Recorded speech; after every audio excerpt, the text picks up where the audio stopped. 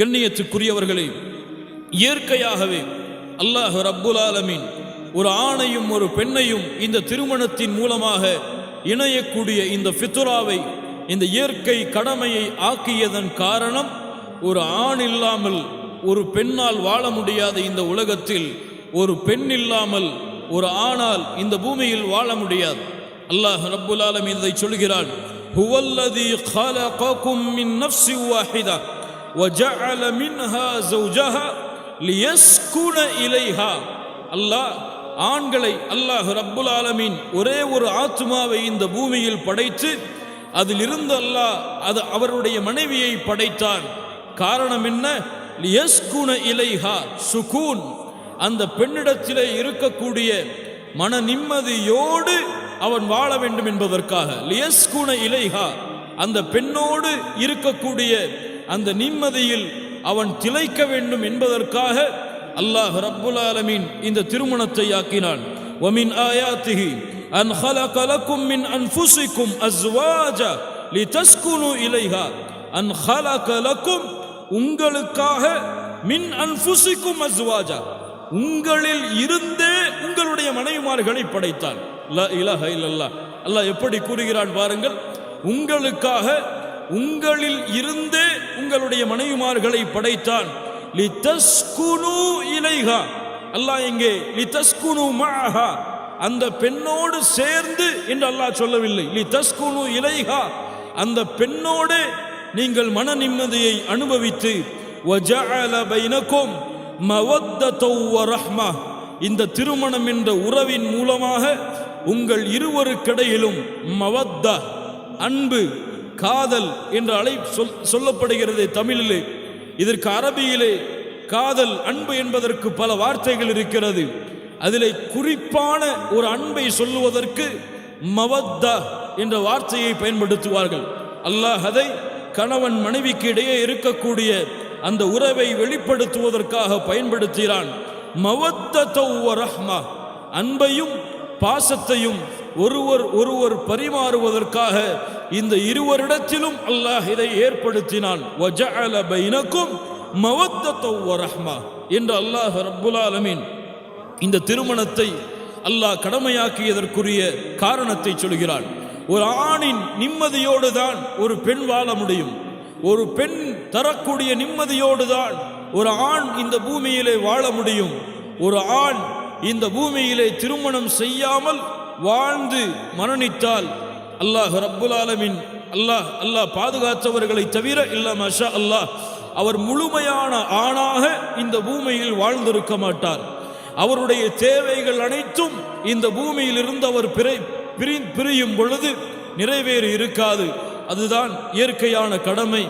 இன்னும் அல்லாஹ் ரப்புல் ஆலமீன் இந்த திருமணம் என்ற ஒரு முறையை அல்லாஹ் குர்ஆன் சுன்னாவின் மூலமாக நிலைநாட்டியதன் காரணம், ஆண்களும் பெண்களும் அதிகமாக வாழக்கூடிய இந்த பூமியிலே அல்லாஹ் விதித்த ஹத்தை கொண்டு இவர்கள் ஒருவருக்கொருவர் அன்பையும் பாசத்தையும் பரிமாறிக் கொள்ள வேண்டும் என்பதற்காக, யார் யாரோடும் வாழலாம், யார் யாரோடும் நிம்மதியும் அன்பையும் பெறலாம் என்ற ஒரு மோசமான கலாச்சாரத்தை அல்லாஹ் ரப்புல் ஆலமீன் அழித்து ஒழிப்பதற்காகத்தான் இந்த நிக்காஹை அல்லாஹ் கடமையாக்கினான்.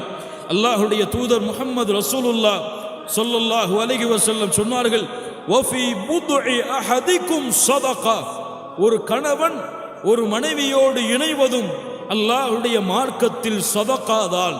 சுப்ஹானல்லாஹ், இவ்வளவு கண்ணியமான மார்க்கத்திலே அல்லாஹ் எம்மை படைத்திருக்கிறான்.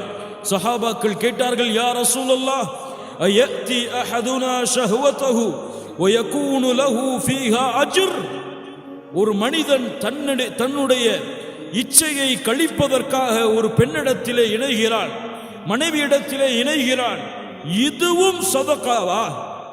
அல்லாஹ்வுடைய தூதர் முஹம்மது ரசூலுல்லாஹ் ஸல்லல்லாஹு அலைஹி வஸல்லம் சொன்னார்கள், அவன் விரும்பி இருந்தால் அல்லாஹ் தடுத்த முறையில் தன்னுடைய இச்சையை கழித்திருக்கலாம். ஆனால் அல்லாஹ் அந்த ஜினாவை, அந்த விபச்சாரத்தை சபித்து வெறுத்த காரணத்தால் தனக்கு அல்லாஹ் ஹலாலாக்கிய மனைவியிடத்தில் அந்த இச்சையை ஹராமில் இருந்து விலகி ஹலாலின் மூலமாக கழித்த காரணத்தால் அல்லாஹ் இதற்கு கூலியை கொடுக்கிறான். சுப்ஹானல்லாஹி ரப்பில் ஆலமீன்.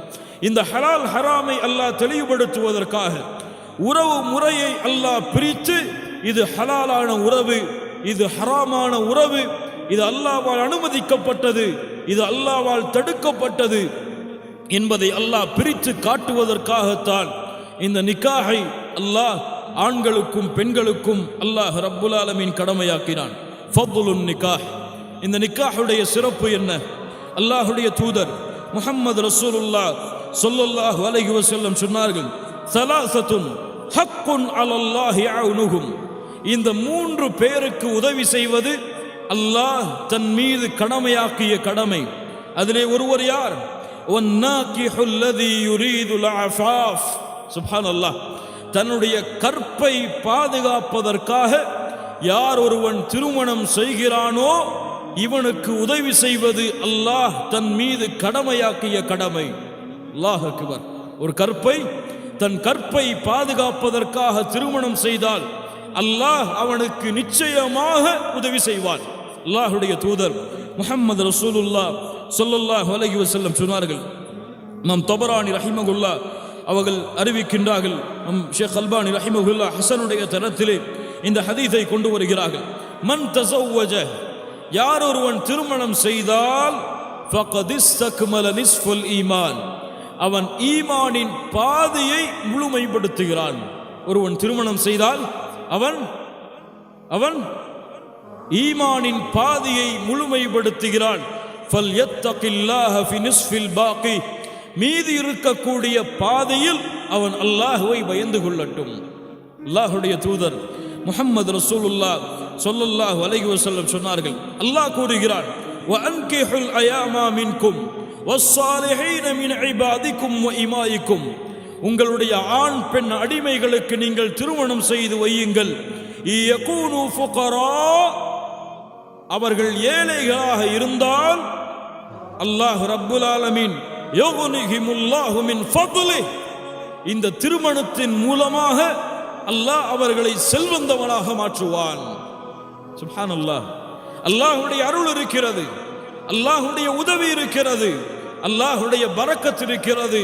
அல்லாஹ் அவர்களுடைய வாழ்வாதாரத்தின் செல்வத்தை அதிகப்படுத்துவான் இந்த நிக்காஹின் மூலமாக என்று அல்லாஹ்வுடைய மார்க்கத்திலே இந்த நிக்காஹுக்கு குர்ஆனும் சுன்னாவும் அதிகமான சிறப்புகளை கொடுத்து கொண்டிருக்கிறது.